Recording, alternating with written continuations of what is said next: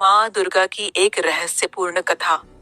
रहस्यमयी जंगल में माँ दुर्गा का प्रकट होना बहुत समय पहले की बात है। एक घना भयावह जंगल था जिसका नाम था ताम्रवन। कहते हैं वहां रात होते ही अजीब अजीब आवाजें आती थीं, कभी किसी स्त्री के रोने की तो कभी किसी शेर के गर्जन की। कोई भी उस जंगल में रात के समय जाने की हिम्मत नहीं करता था। गांव के बुजुर्ग कहते थे कि ताम्रवन में कोई रहस्यमयी शक्ति निवास करती है, पर किसी ने उसे देखा नहीं था। समय के साथ लोग इस कथा को भूलने लगे, लेकिन एक दिन गांव की एक साधारण लड़की किरण, जो बेहद निडर थी, जंगल में गुम हो गई। गांव में हलचल मच गई। सभी डरते डरते बोले, अब वह वापस नहीं आएगी। 3 दिन बीत गए। फिर अचानक तीसरी रात गांव के पास के कुएं के पास एक तेज सुनहरी रोशनी फैली। सब लोग दौड़कर वहां पहुंचे। देखा, किरण वहां खड़ी थी, पूरी तरह सुरक्षित, लेकिन उसकी आंखों में एक अनोखी चमक थी। वह कुछ अलग दिख रही थी, जैसे कोई देवीय शक्ति उसमें समा गई हो। गांव के पुजारी ने पूछा, बेटी, तू कहाँ थी 3 दिन तक? किरण मुस्कुराई और धीरे से बोली, मैं माँ दुर्गा के साक्षात रूप से मिली थी। सभी दंग रह गए।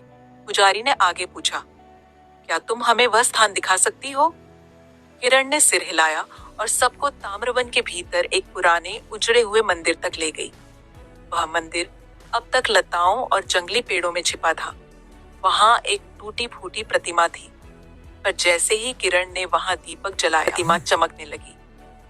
देखते ही देखते प्रतिमा ने जीवंत रूप ले लिया और एक दिव्य स्वर गूंजा, मैं दुर्गा हूं, भक्त संकट में होंगे, मैं स्वयं प्रकट होकर उनकी रक्षा करूंगी।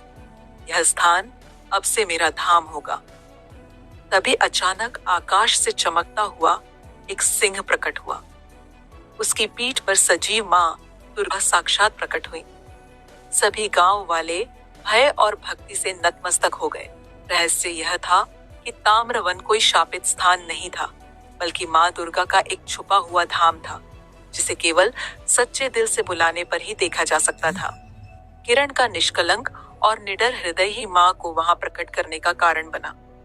इसके बाद उस मंदिर को ताम्रेश्वरी माता के नाम से जाना जाने लगा और वहां हर वर्ष भव्य मेला लगता है।